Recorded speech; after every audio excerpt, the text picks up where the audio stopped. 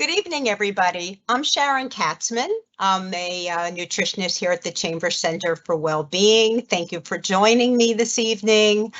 Tonight's seminar, we're going to discuss how to make healthy eating a lifestyle. You'll see that I don't have the word diet in the title. I don't really like the word diet. To me, a diet has a beginning and an end. And to me, changing your lifestyle is forever. And we could tweak and add and change. So it's not something that we end. So that's what we're going to be discussing this evening. Please, I just want to let you know we're having some technical difficulties. So in between slides, you're just going to hear me say next slide so that we could turn it. Okay, so next slide, please. Okay, so this evening, we're going to be talking about healthy eating patterns, plant-based whole foods, toxic foods, the importance of herbs and spices, meeting your nutritional needs, something called the carb to fiber ratio, how to get started, and then I'll give you some resources that could be helpful to you. Next slide, please. So please know that healthy eating is not a one-size-fits-all. Some of you listening may be on certain dietary restrictions, so it's not a one-size-fits-all way of looking at it. But there are some general tips that I could give you that could be very helpful for your overall health. So there's a few things we know. We know that plant-based whole foods, such as the Mediterranean diet, have been linked to good overall health. They're anti-inflammatory, they're rich in lots of colorful plants and vegetables. So we know that a plant-based whole food diet is good for your overall health. Diets that are linked to inflammatory diseases, and these diseases are diabetes, heart disease, to name a few, but also osteoporosis, rheumatoid arthritis, dementia, Alzheimer's, high blood pressure, and certain types of cancer. These kind of inflammatory diseases are linked to highly processed foods in your diet. And these would include fried foods, processed meats, saturated fats such as butter and shortening, and foods and beverages sweetened with sugar. Next slide, please. So here on this slide, you'll see some basic goals to getting started. On the left side, you'll see a list. Those are the things we want to reduce or eliminate. On the right side, we want to increase that list. So let's start with added sugar. So we can reduce or eliminate added sugar. I usually recommend eliminating at the beginning. It's very hard to get off added sugar when added sugar is still in your diet. It kind of you'll get involved with cravings, and we want to get rid of those cravings. So I would recommend eliminating added sugar. So what's an added sugar? Added sugar is not in that sweet pear that you want to eat this fall. Okay, so eat your sweet pear. This is a category, added sugar, that's going to be in foods that come in boxes, in bags. They're more processed. So to know whether a food has added sugar, there's two things you can do. One is to look at the list of ingredients and look for sugar or sugar aliases like dextrose, maltose, honey, maple syrup, acai. These are all sugar that's added to a product. So I would try to eliminate those sugars. You can also look on the nutrition fact label under carbohydrate, 2 lines under that heading, you will see added sugars. And it's always best to go as close to 0 grams as possible.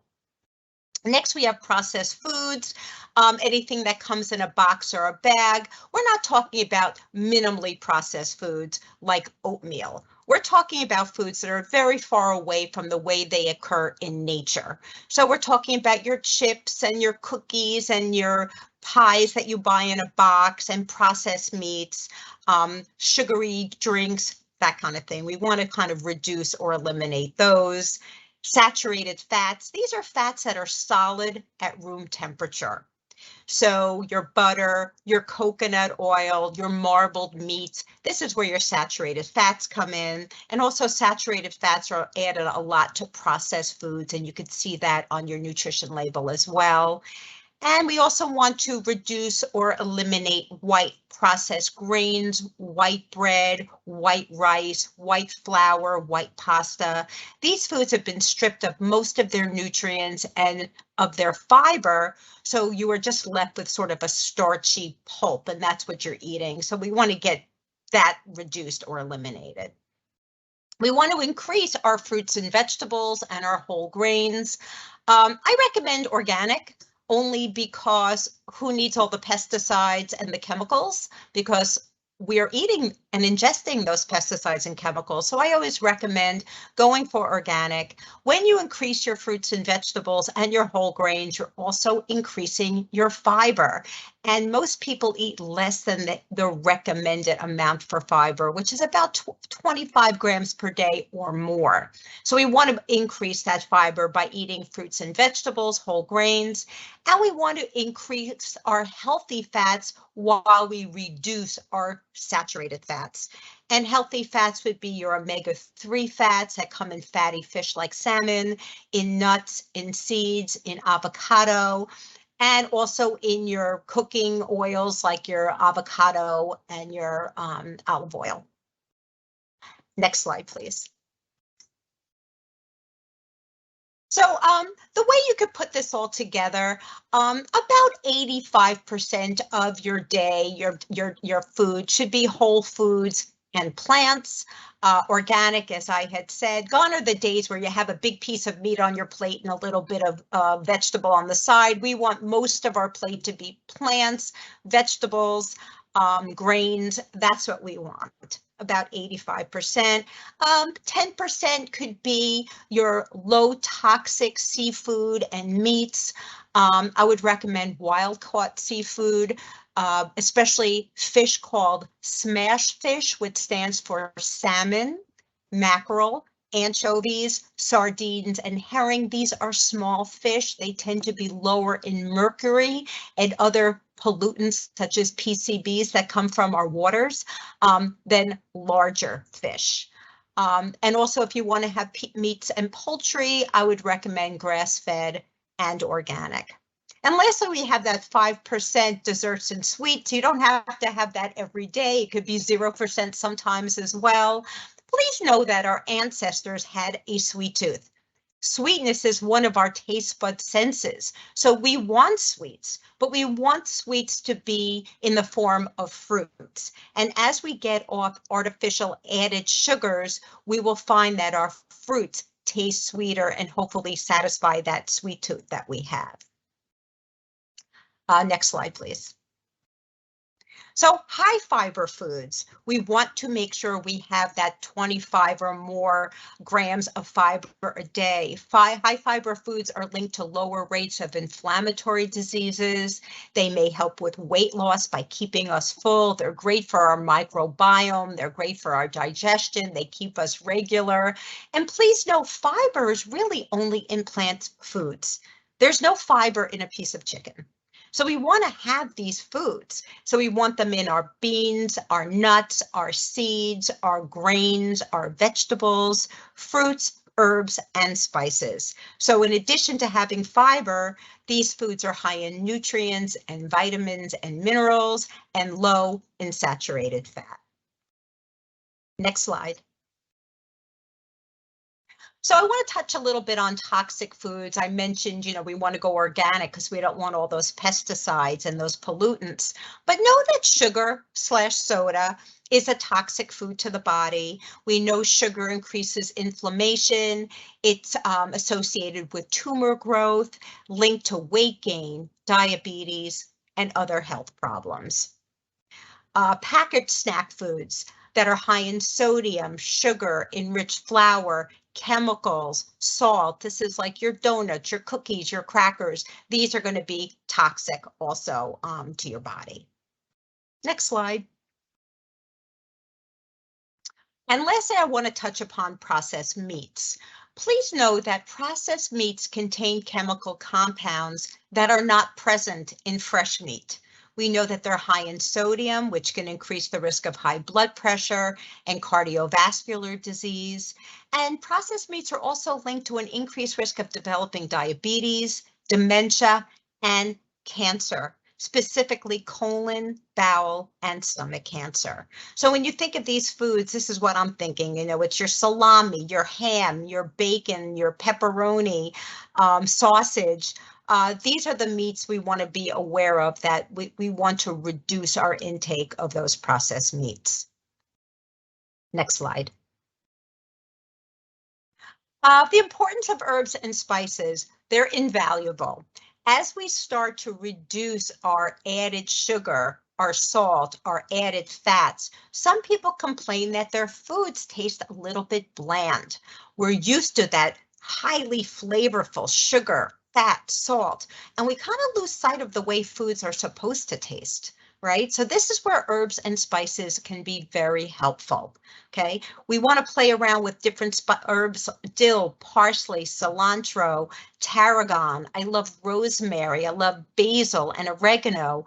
Spices such as cinnamon, turmeric, saffron, cumin add so much of a flavor boost to foods, in addition to being high in nutrients, high in vitamins and minerals, anti-inflammatory properties, and they're plants. So herbs and spices are great to start really playing with while we're trying to lower our intake of these artificial flavorings. Next slide. Don't worry about specific nutrients. Generally speaking, okay, this is a general comment, but a diverse diet will meet your needs. There's always exceptions, but a diverse diet will meet your needs. Whole foods and seafood provide protein and omega-3 fatty acids and calcium. And I'll read this whole list: seafood, legumes, seeds, nuts, whole grains, greens, colorful fruits and vegetables all provide protein, healthy fats, complex carbohydrates, as well as plenty of micronutrients that have antioxidant and anti-inflammatory effects on the body. And you'll see the word complex carbohydrate I talked about. I mentioned we're going to talk about that on the next slide. Next slide, please. So here we're going to talk about something called the carb to fiber ratio. Okay, for people who like dealing with numbers and charts, I thought maybe you would like this, but it can be also very helpful. This is really to kind of figure out the fiber in foods that come within a box or a bag. You're not going to worry about the carb to fiber ratio in the produce aisle. But a lot of people are worried about carbohydrates, and sometimes we have to limit the amount of carbohydrates that we eat. But please know, carbs are really important to the diet. That's where our fiber comes from. We get brain food from carbohydrates. So we want to be aware that there's a huge difference between the carbs we get from processed foods and the carbs we get from whole foods. So we know that processed foods have a higher carb to fiber ratio than whole foods. Whole foods have a carb to fiber ratio that is, we want it to be between 5 and 10. That's the ratio. Here I'm using the number 8. The carb to fiber ratio that's 8 and lower would be better. So we want to divide the total carbs per serving by the total fiber per serving to get the carb to fiber ratio. This is just a lot of words. Let's just go through it so it's a little clearer. So you have a slice of white bread, okay? You open up the package, look on the nutrition fact label. You'll see that white bread has about 14.5 grams of total carb per slice. There's also about 1 gram of total fiber per slice. This is all on the label. So you're going to divide 14.5 by 1 and you get 14.5. That's higher than that desired 8. So that we have this carb to fiber ratio, we have more carb than fiber. Okay.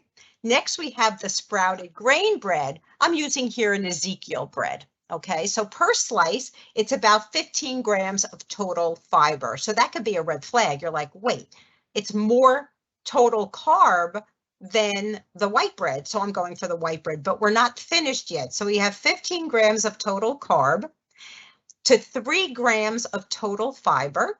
15 divided by 3 equals 5. 5 is a nice low number, right? So that's the carb to fiber ratio. So the Ezekiel bread has more fiber than the white bread. And that's what we want.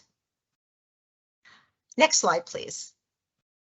So we want to start small. We want to take small steps to form new habits. So for 1 month, try to increase your intake of whole, unprocessed foods. At the same time, try to reduce or eliminate that added sugar, that added salt, that processed fat. Try to focus on more whole, unprocessed foods. Also, try increasing plants at all meals. And I just want to give you a little tip for the first one to intake of whole unprocessed foods. If you have a snack drawer or a pantry, maybe your kids are going back to school and you have little snack packs for them, try to keep that away from you and maybe purchase individual little packets of raw nuts. Have that with a piece of fruit. You'll have the crunch, you'll have the sweetness from the fruit. You get this really wonderful snack of protein, fat, and carb, and that could kind of help you keep away from the Fritos. We want to increase plants at all meals, as I said. If you have eggs in the morning, try adding spinach and mushrooms and peppers. If you eat a sandwich for lunch, get away from the white bread. Use that whole grain bread or that Ezekiel bread and add some veggies to your sandwich. And please, if you fall off the wagon, get back to it as soon as possible. This is not the time to judge ourselves. Just get right back on. And remember, it takes time to create new habits and to readjust our taste buds, but healthy practices do become a way of life, and it could add healthy years to your life. You know, it's one thing to add years, but we want them to be productive, healthy years. Next slide, please. So I have some resources for you. Sometimes people don't know where to start. I always recommend starting with a plant-based recipe. You can always use your 10%, your garnish of animal protein, your meat, your fish, your chicken, and add that. But this will get you started on using all these vegetables and playing with some of these herbs and spices that we talked about. So I like Forks Over Knives. I like Food Revolution Network. Cookie and Kate has some wonderful plant-based recipes.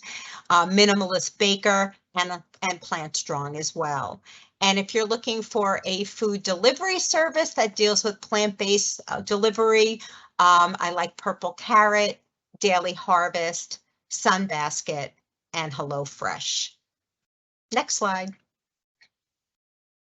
So thank you for joining me. I so appreciate it. If you'd like more information about what we offer here at the Chamber Center, you could call us at the number listed, or you can go online and look at Chamber Center for Wellbeing at atlantichealth.org. Thanks again and have a nice evening.